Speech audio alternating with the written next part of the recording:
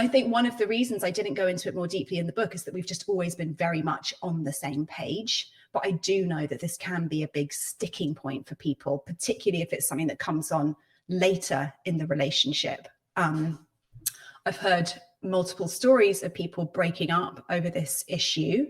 And so I suppose my advice would be have the conversation as early as possible and as often as you need to. Because again, in the motherhood spectrum, when I talk about the motherhood spectrum, I talk about how our feelings about this can change throughout our life, depending on our life circumstances.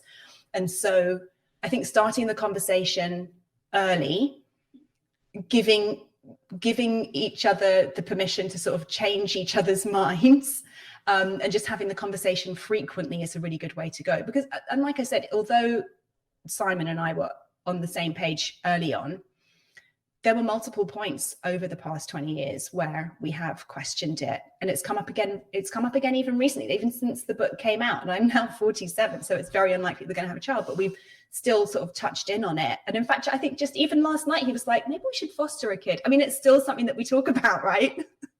And that's okay.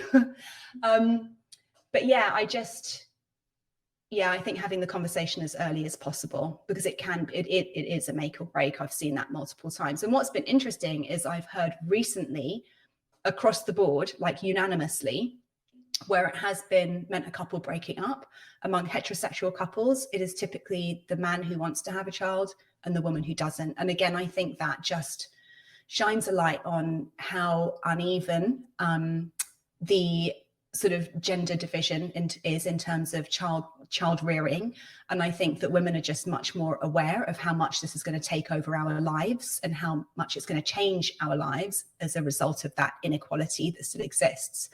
And so I think that actually, in terms of kind of evening the scales a little bit, educating boys better about the responsibilities of parenthood and about the responsibilities and what it means to be a dad and the actual kind of work and labor that goes into rearing children would be a really good addition to like sex education classes, for example. So starting really early with the conversation, even there. But yeah, I recently did a podcast where someone was talking about, she was debating putting it in her kind of online dating profile. Just, by the way, don't want to have kids, because she had been bringing it up on like first dates with people and hearing from them, oh yeah, I definitely want to have kids, not knowing if they were saying that because they thought that's what all women want to hear, because they assume that all women want to be mothers. But then she was sort of saying, well, I don't. And that was the end of that sort of thing. So yeah, I don't know. I hope that's helpful. Thank you. Really helpful. Lots of food for thought.